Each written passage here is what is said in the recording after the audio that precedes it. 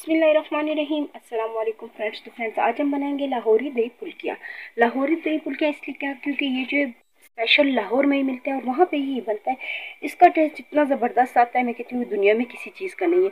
तो बहुत ही ज़बरदस्त सी चीज़ है, सिंपल है, रेसिपी भी सिंपल है, लेकिन जो हम खाते हैं उसका जो मुझे टेस्ट अच्छा लगता है, तो मैंने इसे घर में भी ट्राई किया। इंशाल्लाह ज़रूर आप लोग भी ट्राई करें, यही जायका आएगा। इसके लिए मैंने सबसे पहले तैयार जो दही फुल्कियाँ लाहौर से ही मिलती है वो हमने ले ली। इसके बाद हमने आधा किलो दही लिया। दही जो वो ताज़ा हो, खट्टा ना हो, ठीक है, ताज़े दही से बनता है। नमक 1 चम्मच के करीब लिया है। 1 चम्मच मैंने लिया है लाल मिर्चों का पाउडर। चाट मसाला लिया है और अमचूर जो वो पूरी पूरी डलियाँ पड़ी थी, तो मैं इसे भी मैंने इसको थोड़ा सा बॉइल करना है, तो उसके लिए फिर ये आसानी से हो जाएगा। इसके बाद मैंने लिए प्याज। प्याज जो ये आप देख सकते हैं कितने बारीक काटे। प्याज बारीक कटे हुए लिए, टमाटर बारीक कटे हुए लिए, पत्ता गोभी जो वो भी मैंने इस तरह से बारीक काटा है, क्योंकि इसमें जो लाजमी डलता है पत्ता गोभी। इसके बाद बारीक कटा हुआ धनिया और सब्ज मिर्चें मैंने ले ली। 1 अदद आलू लिया था। आलू जो मैंने बिल्कुल बारीक से जो इस तरह से चॉप्स करके इसे जो मैंने इसके थोड़ा सा नमक डाल के इसे बॉईल कर लिया था। इसी के साथ जो इमली मैंने ली थी, इमली का जो है मैंने भिगो के रखा था गर्म पानी में। ये देखिए, बस इसे थोड़ा सा मसलना है, तो इसका हमने पेस्ट इसमें डाल देना है। तो बहुत ही सिंपल सी रेसिपी है। तो सबसे पहले जो हम दही ले लेते हैं। बहुत ही सिंपल सी चीज़ों से ये बनता है, सिर्फ हमारे पास शर्त होनी चाहिए कि हमारे पास ये मौजूद हो। तो दही फुल्के जो है इसे मैं बिल्कुल हल्का सा गर्म पानी जो उसमें भिगो के रख देती हूँ, ताकि ये थोड़े से नरम हो। जितनी देर हम दही फेंटेंगे और इसमें बाकी चीज़ें डालेंगे, दोनों काम हम एक साथ ही करेंगे। इसे मैं बिल्कुल हल्का सा पानी जो मैंने गर्म भी कर लिया, इसे मैं भिगो के रख देती हूँ। उसके बाद जो मैंने लिया था नमक, लाल मिर्चों का पाउडर और अमचूर, ठीक है।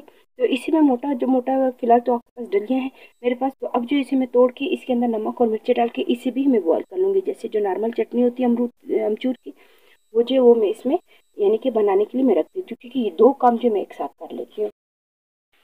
फ्रेंड्स, हमने जो ये चटनी बनाने के लिए भी रख दिया था, वो भी जो है अच्छे से रेडी हो चुकी है। जो दही है उसको मैंने थोड़ा सा फेंट लिया था। इस तरह से फेंटना है, पानी हमने इसमें नहीं डालना, क्योंकि फुल्कियाँ जो हमने भिगोई हुई है उसमें जितना भी हम उसको अच्छे से निचोड़ ले, वो तब भी पानी जो है उसका थोड़ा सा इसमें रह जाता है, तो वो फिर ये बहुत पतला हो जाएगा। पतला हमें नहीं चाहिए।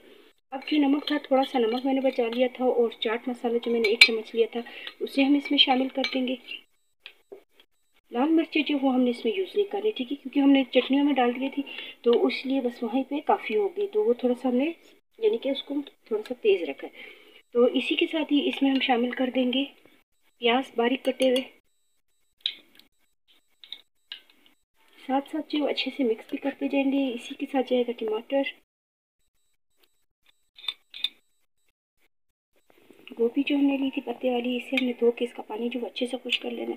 इसी में जाएंगी सब्ज़ मिर्ची और सब्ज़ धनिया। सारी चीज़ों को हमने डाल के अच्छे से मिक्स कर लेना है।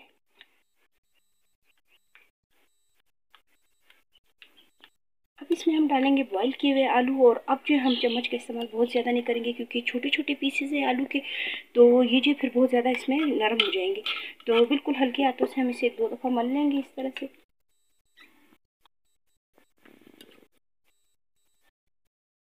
तो फ्रेंड्स, फुल्कियों को जो हमने भिगो के रखी थी, आप देखिए कितने अच्छे तरीके से जो नरम हो गई। बहुत ज़्यादा हम इसे नहीं भिगोना है, हमने थोड़ी देर के लिए ही भिगोना होता है, क्योंकि ये जल्दी जो नरम हो जाते। तो इसी जो है हम दही में डाल देंगे।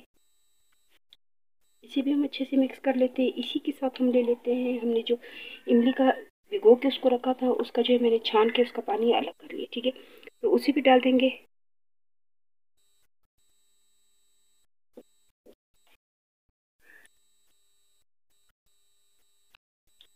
अमचूर की चटनी जो मैंने बनाई थी वो भी रेडी हो गई है, उसे भी हम इसमें शामिल कर लेंगे साथ ही।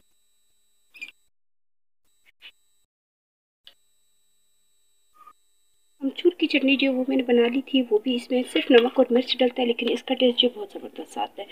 तो वो डाल के हम इसे अच्छे से दोबारा से मिक्स कर लेंगे।